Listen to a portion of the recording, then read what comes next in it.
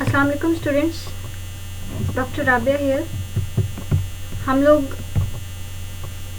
BD का chapter number 31 पढ़ रहे हैं, फीमेल रिप्रोडक्टिव सिस्टम, जिसके अंदर हमने ओवरीज पढ़ी, ओविडक्ट्स पढ़ी, यूट्रस पढ़ी।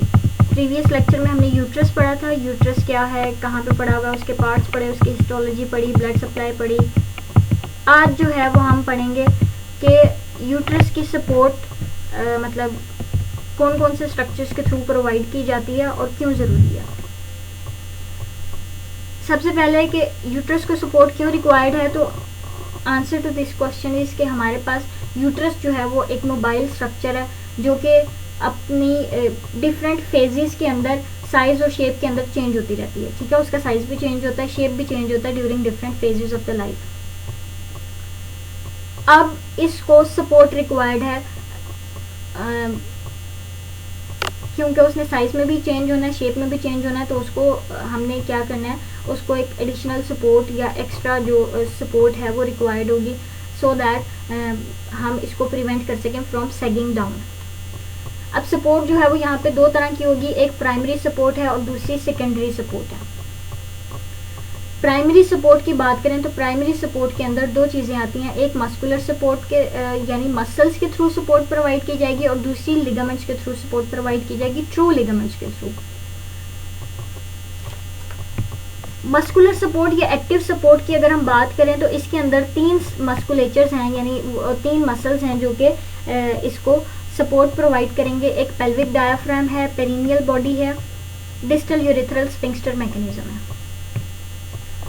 अगर हम मैकेनिकल सपोर्ट या फाइब्रोमस्कुलर सपोर्ट की बात करेंगे तो इसके अंदर ट्रू लिगामेंट्स के थ्रू सपोर्ट प्रोवाइड की जाएगी। अब वो ट्रू लिगामेंट्स कौन कौन से होंगे, pubis cervical ligament, transverse cervical ligament, uterosacral ligaments, round ligament of the uterus और यूट्राइन एक्सिस। सेकेंडरी सपोर्ट की बात करें तो इसके अंदर हमारे पास वो लिगामेंट्स आएंगे जो कि पेरिटोनियम के बने हुए होते हैं, पेरिटोनियल फोल्ड्स के बने हुए होते हैं। ठीक है, जो कि एक ट्रू सेंस के अंदर लिगामेंट नहीं है। ब्रॉड लिगामेंट, इसके अंदर आने वाले जो लिगामेंट्स हैं वो कौन कौन से होंगे, broad ligament, vesico uterine pouch, recto uterine pouch. अब हम इंडिविजुअली इन सब को देख लेते हैं कि किस तरह से ये सपोर्ट प्रोवाइड कर रहे हैं। सबसे पहले पेल्विक डायाफ्राम देख लेते हैं कि पेल्विक डायाफ्राम जो है वो किस तरह से सपोर्ट प्रोवाइड कर रहा है। पेल्विक डायाफ्राम जो है वो हमारे पास एक क्या है, एक मस्कुलर शीट है जो कि ओपनिंग ऑफ पेल्विक कैविटी को क्लोज किए हुए है। ठीक है, अच्छा जी। अब एक तो इसका काम पेल्विक डायाफ्राम का सपोर्ट हो गया और दूसरा जो है वो क्या करता है, रेजिस्टेंस प्रोवाइड करता है, resistance against the increased intra abdominal pressure. कि किसी भी ऐसी एक्टिविटी की वजह से जिसके रिजल्ट में इंट्रा एब्डोमिनल प्रेशर बढ़ जाएगा तो उस रेज्ड प्रेशर को रेजिस्ट करना है। तो this resistance is provided by the levator ani muscle of the pelvic diaphragm. ठीक हो गया, ये दो फंक्शंस हो गए जो पेल्विक फ्लोर के मसल्स के हैं। अब किस तरह से ये करता है, इस तरह से करता है कि जो प्यूबोकोक्सिजियल पार्ट है लेवेटर एनाई मसल का वो इंसर्ट हुआ होता है इनटू द पेरिनियल बॉडी।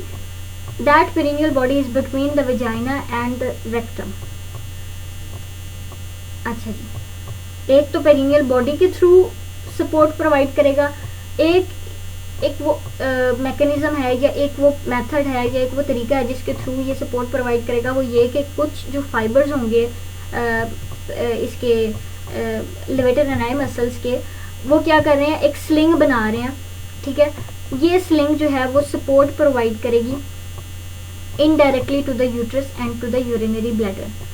अब during the parturition या चाइल्ड बर्थ क्या हो कि अगर प्यूबोकोक्सिजियस मसल जो है वो डैमेज हो जाए या रप्चर हो जाए तो फिर क्या होगा, डैमेज हो गया मसल, उस डैमेज के रिजल्ट में जो सपोर्ट प्रोवाइड की हुई थी उसने वेजाइना को, वो लॉस हो जाएगी। दैट विल रिजल्ट इन के आपका जो वेजाइना है वो सिंक कर जाएगा into the vestibule along with the uterus। ठीक है, यानी किस तरह से कि एक स्ट्रक्चर ने वेजाइना को अपनी प्लेस, अपनी पोजीशन के अंदर फिक्स किया हुआ था। ठीक है। अब उस स्ट्रक्चर का फंक्शन लॉस हो गया, यानी वो स्ट्रक्चर जो है उसका शेप या उसका कुछ भी हुआ है जिसके रिजल्ट में उसका जो है वो अब वो अनेबल है to place the vagina in its position, तो फिर इसके रिजल्ट में क्या होगा कि वेजाइना जो है उसकी सपोर्ट लॉस हो गई, वेजाइना जो है वो सिंक कर जाएगा और उसके साथ साथ जो है वो यूट्रस भी आएगा, ठीक है। और इसको हम क्या बोलते हैं, the prolapse of the uterus. The next is कि लेवेटर एनाई की प्रॉपर फंक्शनिंग के लिए हमने भी पढ़ा कि लेवेटर एनाई मसल जो है वो किसके अंदर इंसर्ट हुआ हुआ है, पेरिनियल बॉडी के अंदर। अब किसी भी ऐसी सिनेरियो में जिसके अंदर पेरिनियल मसल्स जो हैं वो डैमेज हो गए हैं, तो फिर लेवेटर एनाई मसल की फंक्शनिंग भी जो है वो कॉम्प्रोमाइज़ हो जाएगी। अब जब लेवेटर एनाई मसल की फंक्शनिंग कॉम्प्रोमाइज़ हो रही है तो इट मीन्स जो सपोर्टिव स्ट्रक्चर था वो कॉम्प्रोमाइज़ हो रहा है। The next is perineal body. Perineal body जो है वो हमारे पास एक फाइब्रोमस्कुलर स्ट्रक्चर है जिसके अंदर 10 मसल्स जो है वो अटैच हुए हैं। It acts as an anchor for pelvic diaphragm, ठीक है। ये पेल्विक डायाफ्राम के लिए एज एन एंकर जो है वो काम करता है। तो ये क्या कर रहा है, ये मेंटेन कर रहा है integrity of the pelvic floor. इसके अंदर आने वाले जो 10 मसल्स हैं वो कौन कौन से होंगे, सुपरफिशियल और डीप ट्रांसवर्सस पेरिनी मसल्स, ये दोनों दो होंगे। 2 प्यूबोकॉक्सिजियल पार्ट ऑफ द लेवेटर एनाई, 2 बल्बोस्पोंजियोसस, जो अब एक एक स्ट्रक्चर है वो आएंगे। पीछे सारे जो हम पढ़ कर रहे हैं वो 2 थे, 2 इन नंबर। 1 इन नंबर जो है वो कौन कौन से हैं, स्फिंक्टर एनाई एक्सटर्नस मसल और the unstriped fibres of the longitudinal muscle coat of the anal canal. Anal canal की जो लॉन्गिट्यूडनल मसल के फाइबर्स होंगे वो इसके अंदर आएंगे। ये 10 स्ट्रक्चर हो गए इस तरह से पूरे। अगला जो है वो यूरिथ्रल स्फिंक्टर मैकेनिज्म है। वो ये कहता है कि जो यूरोजेनिटल डायाफ्राम है वो क्या है, urogenital diaphragm is with in the wall of the urethra, ठीक है। वो यूरिथ्रा की वॉल के अंदर पड़ा हुआ है। The urethral sphincter mechanism exist, के जो यूरिथ्रल स्फिंक्टर मैकेनिज्म है जो हम पीछे पढ़ कर आए हैं कि किस तरह से यूरिथ्रल स्फिंक्टर जो है वो काम करता है, ठीक है। वो एक तो मतलब वो मैकेनिज्म जो है वो सपोर्ट प्रोवाइड कर रहा है, इसी के साथ साथ जो है वो हमारे पास कहता है in addition there is a compressor urethrae and the sphincter urethrae vaginalis, so these 2 are inserted into the vagina. जब वो वेजाइना के अंदर इंसर्ट हुआ है तो it means they provide support, indirect support to the uterus. The next is uterine axis. अब वो ये कहता है कि हमारे पास ये जो यूट्रस की अपनी एक नॉर्मल पोजीशन है, जो उसकी एक एंटीवर्टेड पोजीशन है यूट्रस की, वो एक इटसेल्फ फैक्टर है जो उसको सपोर्ट प्रोवाइड कर रहा है, जो कि उसको प्रिवेंट कर रहा है फ्रॉम सेगिंग डाउन। अच्छा जी, अब वो कहता है कि जब ऐसी एक्टिविटी जिसके रिजल्ट में इंट्रा एब्डोमिनल प्रेशर ने रेज करना है, ऐसे केस में जो यूट्रस होगी वो पुश कर दी जाएगी against the bladder and the pubic symphysis, और इस तरह से उसकी जो एंटीवर्जन जो पोजीशन है वो ज़्यादा होगी, ठीक है। और जब मोर एंटीवर्जन की तरफ जाएगी तो मोर सपोर्ट आ जाएगी। The next is the angle of एंटीवर्जन is maintain by the uterosacral and the round ligaments, ठीक है। ये भी हम आगे यूट्रोसैक्रल हमें नाम से पता चल रहा है कि हमारे पास यूट्रस और सैक्रल के बीच में लगा हुआ लिगामेंट होगा। प्यूबोसर्वाइकल लिगामेंट्स, ये हम मैकेनिकल सपोर्ट के अंदर वाले पढ़े हैं, हमने वो सारे पढ़ लिए। मस्कुलर सपोर्ट जिसमें हमने पेल्विक डायाफ्राम, पेरिनियल और स्फिंक्टर वाला पढ़ा। अब हम पढ़े मैकेनिकल सपोर्ट, इसके अंदर हमने पढ़ा एक्सिस वाला, यूट्राइन एक्सिस। अब हम प्यूबोसर्वाइकल लिगामेंट पढ़ रहे हैं। प्यूबोसर्वाइकल लिगामेंट मीन्स प्यूबिस और सर्विक्स के बीच का लिगामेंट होगा। These ligaments connect the cervix to the posterior surface of the pubis. कहाँ से डिराइव हुए हैं? From the endopelvic fascia and they correspond to the medial and the lateral puboprostatic ligaments in the male, ठीक है। Mail के अंदर ये किस लिगामेंट को रिप्रेजेंट कर रहे हैं? मेल के अंदर दिस प्यूबस सर्वाइकल लिगामेंट जो है वो क्या है, कॉरेस्पॉन्ड कर रहा है टू द मीडियल एंड, यानी फीमेल के केस में ये प्यूबस सर्वाइकल लिगामेंट है और मेल के केस में ये medial and lateral pubo prostatic ligament है। Next structure is transverse cervical ligaments of Mackenrodt. ये इसके बहुत सारे नाम हैं। एक नाम इसका लेटरल सर्वाइकल लिगामेंट है, कार्डिनल लिगामेंट भी बोलते हैं, पैरा सर्वाइकल लिगामेंट्स भी बोलते हैं, और रेटिनाकुलर यूट्राइन सस्टेंटेकुलम ऑफ बोनी भी बोलते हैं। अब ये क्या है, दीज आर फैन शेप्ड। किससे बने हुए हैं, इसी तरह से जैसे प्यूबो सर्वाइकल बना हुआ है वैसे ही एंडोपेल्विक फेशिया की कंडेंसेशन से बने हुए हैं। कहाँ से बने हुए हैं, मतलब कहाँ पे पड़े हुए हैं, either side of the cervix, above the levator ani muscle and around the uterine vessels. ठीक है, यानी जो इन स्ट्रक्चर्स के अराउंड का एंडोपेल्विक फेशिया होगा उसकी कंडेंसेशन से ट्रांसवर्स सर्वाइकल लिगामेंट या कार्डिनल लिगामेंट जो है वो बन रहा है। कौन कौन से स्ट्रक्चर्स थे कि हमारे पास sides of the cervix, above the level of levator ani muscle और द यूट्राइन वेसल्स, इसके अराउंड का जो फेशिया होगा वो क्या करेगा, कंडेंस हो जाएगा और इस तरह से ये स्ट्रक्चर बना देगा। अच्छा जी, अब ये काम क्या करता है, ये कनेक्ट करता है सर्विक्स को with that of the lateral pelvic wall. ठीक हो गया। अच्छा जी,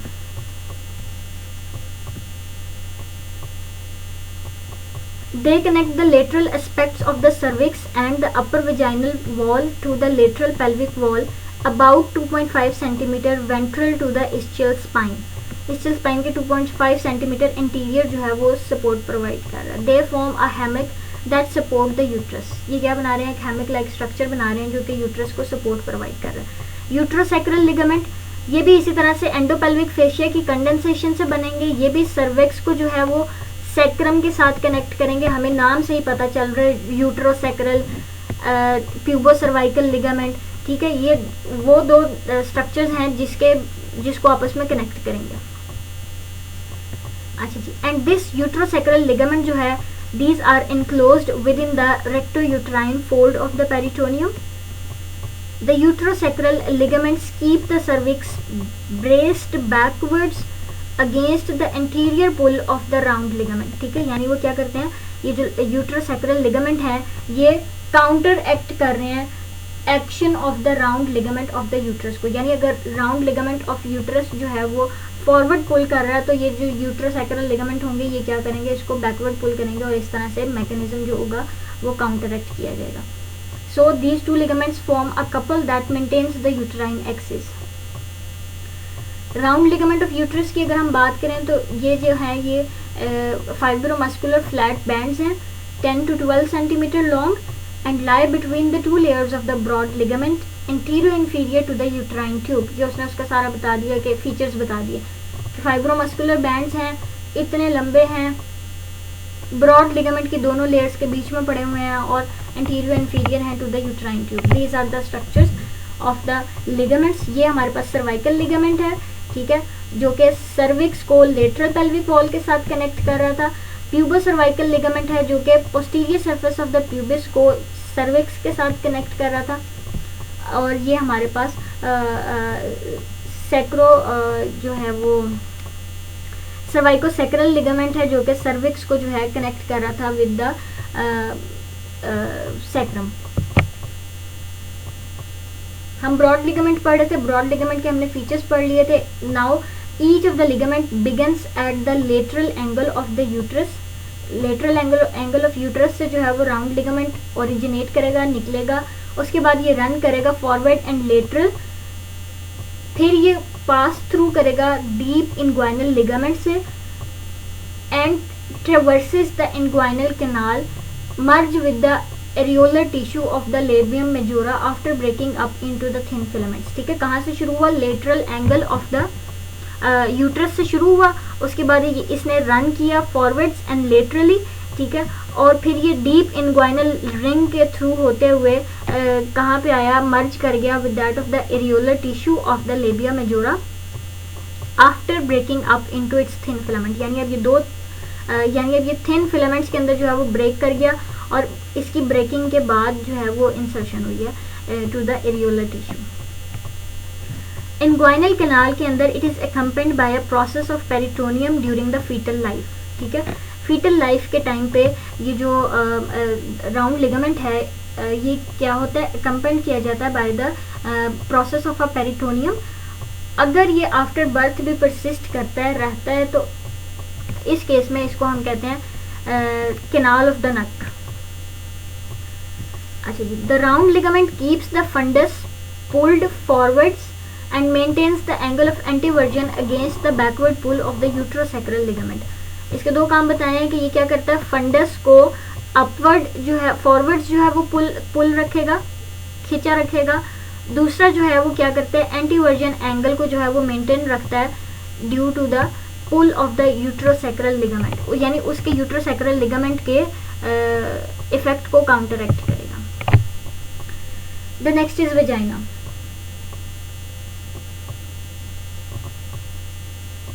इसको हम जो है वो कैल्पस भी बोलते हैं और कैल्पोस्कोपी भी बोलते हैं, मतलब इस स्कोपी का मतलब स्टडी हो गया।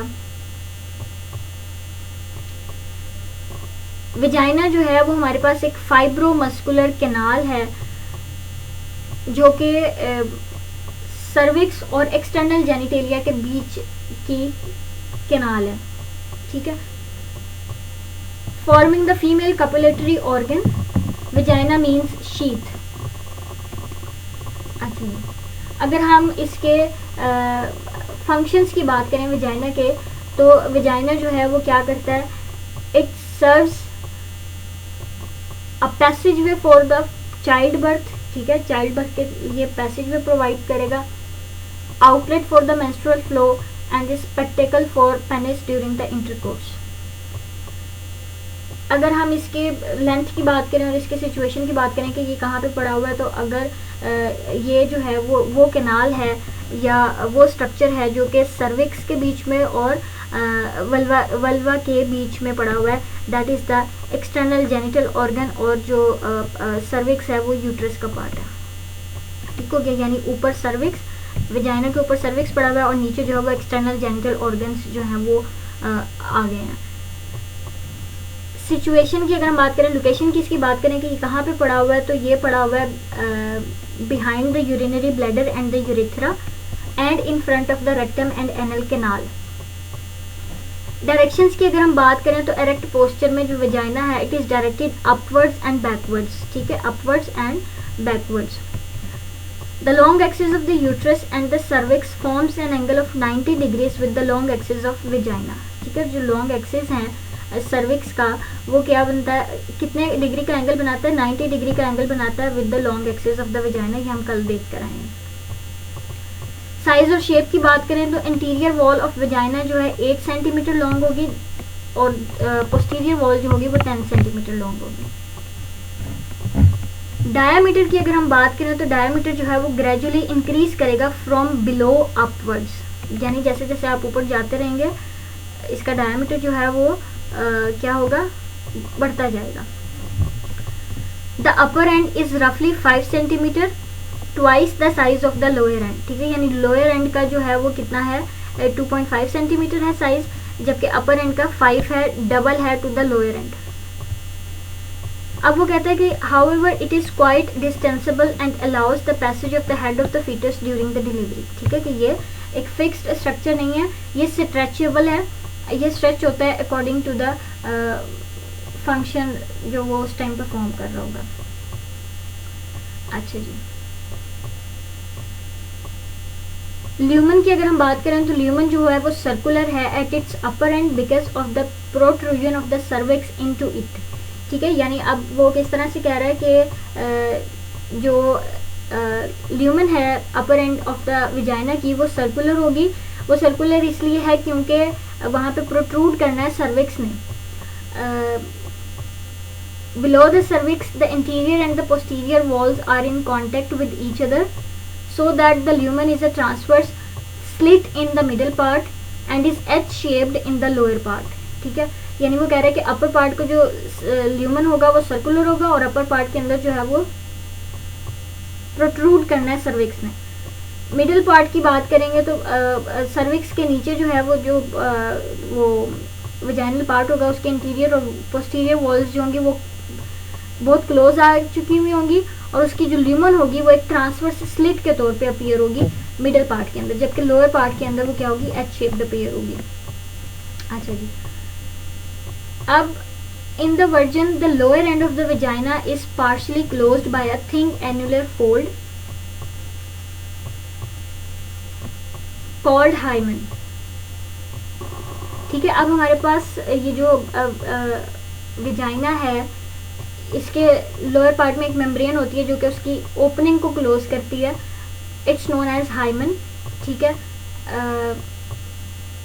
इन married women the hymen is represented by the round elevations around the vaginal orifice. जो वजाइनल ओरिफिस है यानी जो उसकी वजाइनल की एक्सटर्नल ओपनिंग है वहाँ पे उसके अराउंड जो है एक राउंडेड एलिवेशन होगी in the married women. Fornices of the vagina.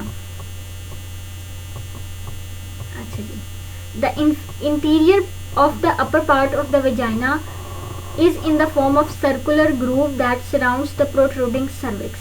जो upper end of the vagina का अंदर वाला हिस्सा होगा वो क्या होगा, सर्कुलर ग्रूव की तरह का होगा, क्योंकि उसके अंदर क्या आनी है, सर्विक्स ने एंड करना है। The groove becomes progressively deeper from before backwards.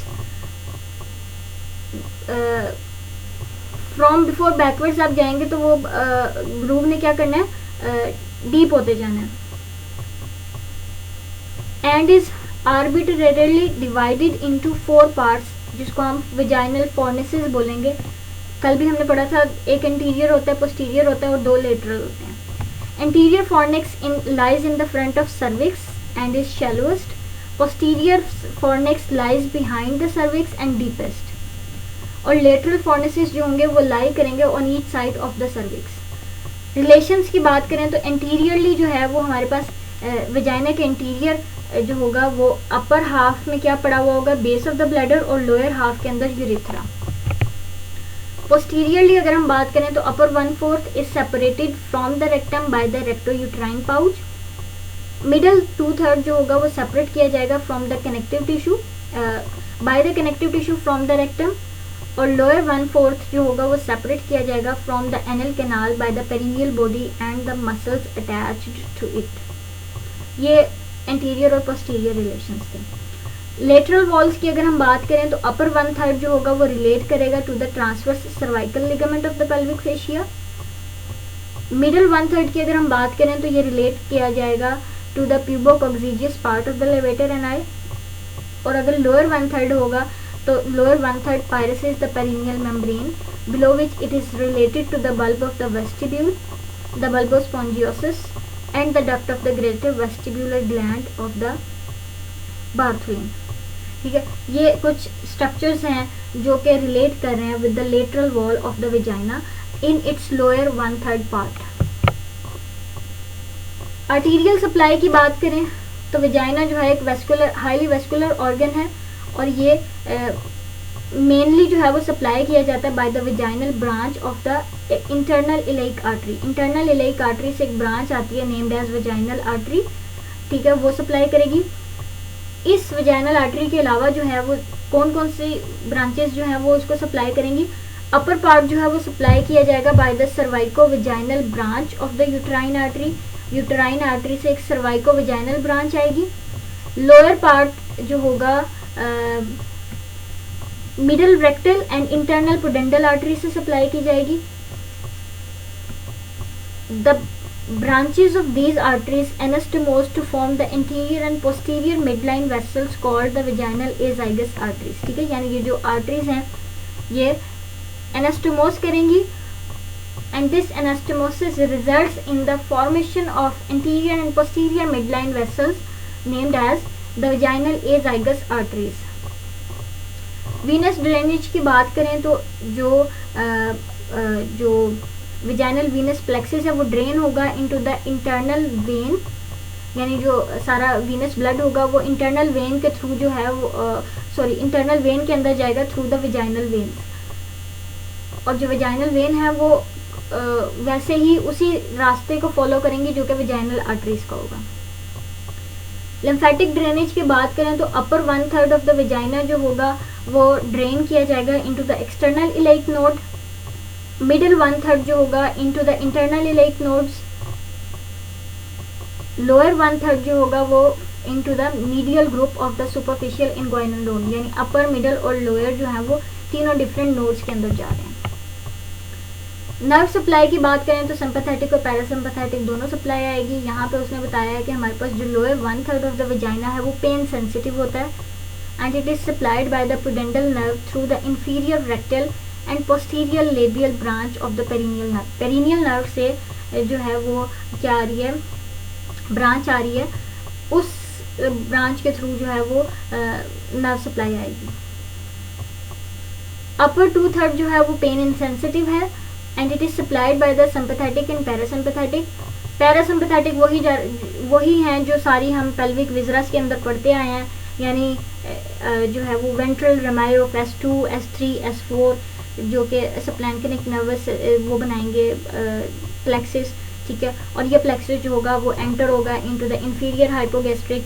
Inferior hypogastric से जो नर्व निकलेगी वो एंटर होगी इनटू द यूट्रोवेजाइनल प्लेक्सिस, ठीक है, या वो प्लेक्सिस बनाएगी जिसको यूट्रोवेजाइनल प्लेक्सिस बोलेंगे और उससे आने वाली ब्रांचेस जो हैं वो सप्लाई की जाएंगी टू द वेजाइना। पैरासिम्पैथेटिक की बात करें तो सिंपैथेटिक की अगर हम बात करें तो सिंपैथेटिक सप्लाई जो आएगी वो L1 और L2 से आएगी। सिंपैथेटिक नर्व्स जो हैं वो वेजो कंस्ट्रिक्शन कराएंगी, जबकि पैरासिम्पैथेटिक जो है वो वेजो dilation कराएंगी। Fibers which accompany the vaginal arteries form the vaginal nerves। अब बात करते हैं ureter in the female pelvis. Ureter जो है वो लाई करता है interior to the internal iliac artery. अगर आपको ओवरी वाला याद हो तो ओवरी के हमने पढ़ा था कि हमारे पास एक सबसे पहले क्या होगा, मतलब लेटरल पेल्विक वॉल, इसके आगे जो होगी वो हमारे पास internal iliac artery, internal iliac artery के इंटीरियर यूरेटर पड़ा हुआ होगा और यहाँ पे फिर हमारे पास पोल आ जाता है ओवरी का। अच्छा जी, immediately behind the ovary it forms the posterior boundary of the ovarian fossa, ठीक है। ये क्या कर रहा है, जो यूरेटर है ये क्या बना रहा है, ओवेरियन फोसा की पोस्टीरियर बाउंड्री बना रहा है। नेक्स्ट ओवेरियन जो यूरेटर होगा वो डिसेंड करेगा down till the ischial spine, ठीक है, यानी ऊपर से नीचे इस्चियल स्पाइन तक इसने नीचे आना है। Then it crosses antero medially towards the urinary bladder. ये अब यूरिनरी ब्लैडर की तरफ इंटीरियो मीडियल जो होगा वो टर्न करेगा। In its antero medial part the ureter is related to uterine artery, cervix and vaginal fornices.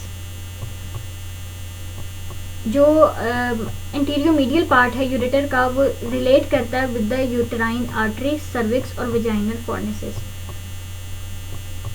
Ureter जो है वो अपने इंफीरियो मीडियल पार्ट के अंदर जो है वो lies in the pelvic fascia in infero medial part of the broad ligament of the uterus, ठीक है। जो ब्रॉड लिगामेंट का इंफीरियो मीडियल पार्ट होगा वो यूरेटर के साथ जो है वो रिलेट करेगा और ये वो साइट है जहाँ पे यूरेटर जो है वो इजीली डैमेज होती है, मे बी डैमेज्ड। अच्छा, in the broad ligament the uterine artery is interior superior to the ureter by 2.5 centimeter and then crosses the ureter to ascend along the lateral side of the uterus, ठीक है। अब वो बता रहा है कि हमारे पास ब्रॉड लिगामेंट के अंदर पड़े हुए हैं ये दोनों स्ट्रक्चर्स और जो यूट्राइन आर्टरी है वो क्या पड़ी हुई है, इंटीरियर सुपीरियर है टू द यूरेटर, यानी आर्टरी ऊपर है यूरेटर नीचे है। Artery is interior superior to ureter by 2.5 centimeter and then it crosses the ureter to ascend along the lateral side of the uterus। अब क्या कर रही है, अब ये जो आर्टरी है ये यूरेटर को क्रॉस करते हुए ऊपर चढ़ जाएगी to along the lateral side of the uterus। Ureter runs forwards slightly above the lateral fornix of the vagina। अब यूरेटर जो है वो फॉरवर्ड जो है वो मूव कर रहा है above the lateral fornix of the vagina and is 2 centimeter lateral to the supravaginal part of the cervix। ये सुप्रावेजाइनल सर्विक्स के 2 सेंटीमीटर लेटरल पड़ा हुआ। Then it turns medially towards the urinary bladder and is apposed to the vagina. Left ureter जो होगी वो more close होगी to the vagina as uterus is slightly on the right side and the vagina is on the left side of the mid line. ठीक है, उसने बता दिया कि जो लेफ्ट यूरेटर होगा वो वेजाइना के ज़्यादा क्लोज होगा, क्योंकि यूट्रस जो है वो मोर मतलब वो जो है वो थोड़ी ज़्यादा टिल्ट होती है या more towards the right side होती है। Ureter exhibits the peristaltic movements and can be identified easily. अच्छा जी, the next is histology. एक पॉइंट यहाँ पे रह गया है, वो कह रहा है कि मतलब ये जो यूरेटर है और ये जो वेजाइनल पार्ट्स हैं, बाकी पार्ट्स हैं, ये एक दूसरे के क्लोज पड़े हुए हैं। इस वजह से जब हमने उसकी जो है वो एग्जामिनेशन करना है, वेजाइनल एग्जामिनेशन करना है, तो हमें जो है वो केयरफुल होना चाहिए, या during the ligation of the uterine artery जो है वो हमें यूरेटर का ख्याल रखना चाहिए क्योंकि वो पास पड़ा। हिस्टोलॉजी की बात करें तो सबसे पहले हमारे पास म्यूकस मेम्ब्रेन होगी। म्यूकस मेम्ब्रेन जो है वो lined by the non keratinised stratified squamous epithelium. उसके बाद यानी नेक्स्ट टू म्यूकोजल मेम्ब्रेन जो है वो लेमिना प्रोप्रिया पड़ा हुआ होगा which is made up of loose connective tissue. Lamina propria के नेक्स्ट जो है वो मस्कुलर लेयर आ जाएगी, जिसके अंदर हमारे पास 2 लेयर्स आती हैं फर्दर, लॉन्गिट्यूडनल लेयर और सर्कुलर लेयर। लॉन्गिट्यूडनल आउटर होती है, सर्कुलर इनर होती है। आउटर फाइब्रस कोट, सबसे बाहर वाली जो कोट है वो कौन सी होगी? फाइब्रस कोट होगी। Is the unusual connective tissue, usual connective tissue. अच्छा जी, अब अगली बात क्या बता रहा है कि हमारे पास ये जो वेजाइना है इसके अंदर कोई ग्लैंड्स नहीं होते, तो फिर इसको मतलब मॉइस्ट किस तरह से रखा जाता है? By the cervical glands above, from above and the greater vestibular glands from below. अच्छा जी, अगला जो है वो ये है कि वेजाइनल फ्लूइड जो होता है वो बेसिकली एसिडिक इन नेचर होता है because of the fermentation of glycogen. अब अगर एसिडिक इन नेचर है तो जो स्पर्म होता है जो सीमन के साथ आता है, उस सीमन के अंदर जो है वो अल्कलाइन सब्सटेंसेस होते हैं जो कि इस acidic environment of the vagina को जो है वो न्यूट्रलाइज करने के लिए या उसकी एसिडिटी को कम करने के लिए जो है वो यूज़ होते हैं। एक पॉइंट यहाँ पे बताते चलें कि unfortunately the vagina participates in the transmission of the viruses such as the HIV to the female during the intercourse with an infected male. Okay. The next is support of the vagina. Upper part of the vagina जो है वो support किया जाएगा by the levator ani muscle and the transverse cervical ligament, pubo cervical ligament, sacrocervical ligament. All these ligaments are attached to the vaginal wall by the pelvic fascia. Middle part of vagina को जो है वो support provide करेगी urogenital diaphragm, और lower part जो है वो by the perineal body. अच्छा जी, यहाँ पे हमारे पास एक कंडीशन आती है इम्परफोरेट हाइमन, जिसके अंदर हम ये वो कंडीशन है जो कि कम्प्लीटली कवर करता है ओरिफिस को, वेजाइनल ओरिफिस को, यानी जो वेजाइनल एक्सटर्नल ओपनिंग है वो कवर हुई हुई होती है with the membrane, hymen membrane. ठीक है, और जो है वो सर्जरी में भी required to open up the orifice and permit the discharge of the flu. ये कंडीशन बताई हुई है जिसमें जो वेजाइनल ओरिफिस है वो क्लोज हुआ होता है। This is the end of the chapter. I hope आपको समझ आ गया होगा, जो नहीं समझ आएगा वो मुझसे पूछ लेना। अल्लाह हाफिज़।